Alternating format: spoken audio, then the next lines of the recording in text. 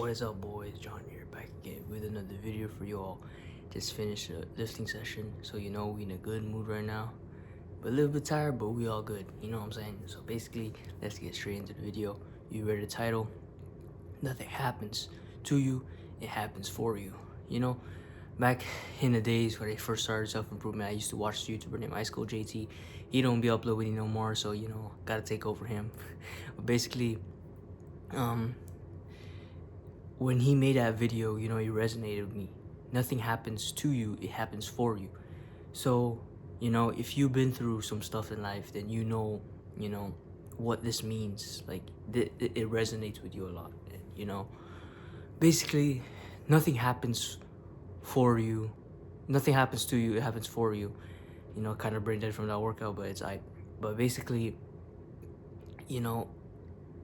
this quote holds a lot of value because in life, when you go through something hard, at that moment, it's easy to say, God has cursed me. It's easy to say that, oh, like, my hardest life, my life is harder than everyone else's. My life is hard, I've been cursed for death, till death, and, I'm never gonna make it out of this rut, out of this tunnel, out of this hole.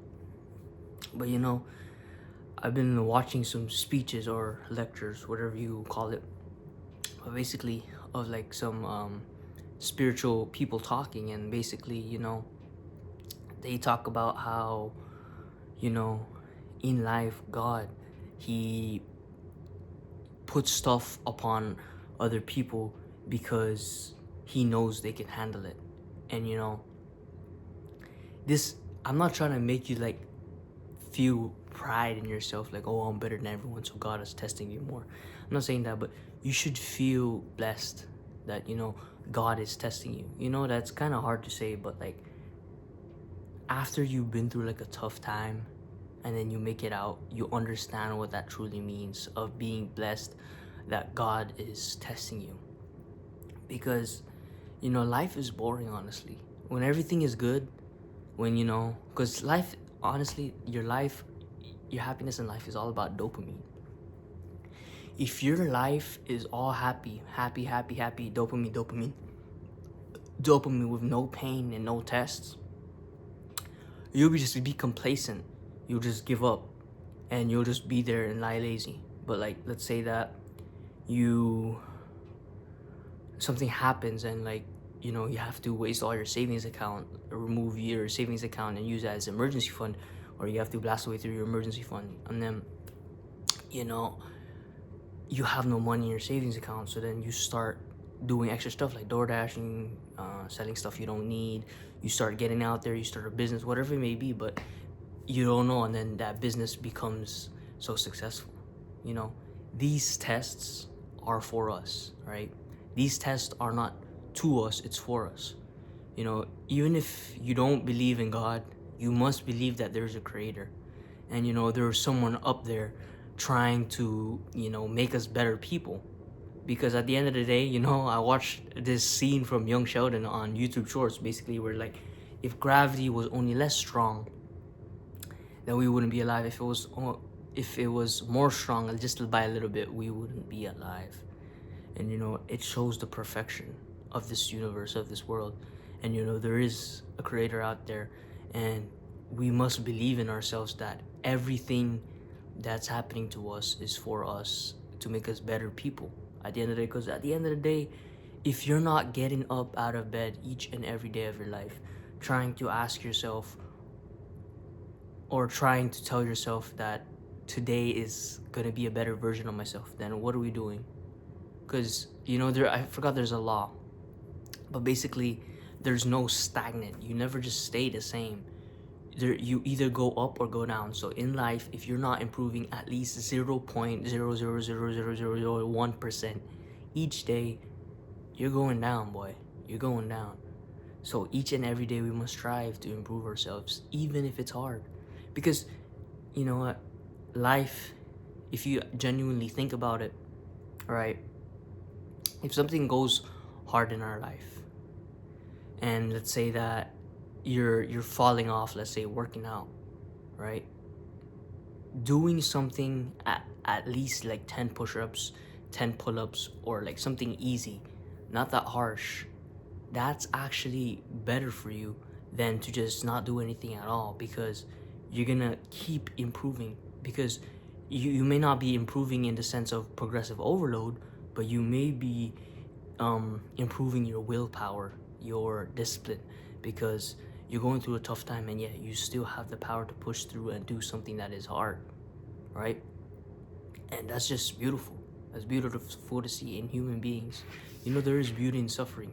If you look at David Goggins, you know, when he ran a marathon, or I think it was a triathlon, I forgot what it was, but basically in his book he talks about how, you know, he pooped his pants, his legs are broken, like actually broken, like his bones are broken, and you know, he's sitting, I think, in a chair or a bathtub, and basically they're calling 911, trying to call the police because he genuinely broke his bones. And he says, stop, stop. He tells his wife to stop, don't call him yet. You know, let me enjoy this pain. Let me enjoy this pain. You know, you may think that's masochist, but you know, if you ever went through something in your life that you chose to do, like a marathon, a hard workout, a session, a training session, a sparring, whatever it may be, what on the other side of that road, you kind of feel the enjoyment and pain, not because you're some masochist and you love pain, but because it boosts your confidence, right? So what does confidence come from? George St. Pierre puts it out in a beautiful manner.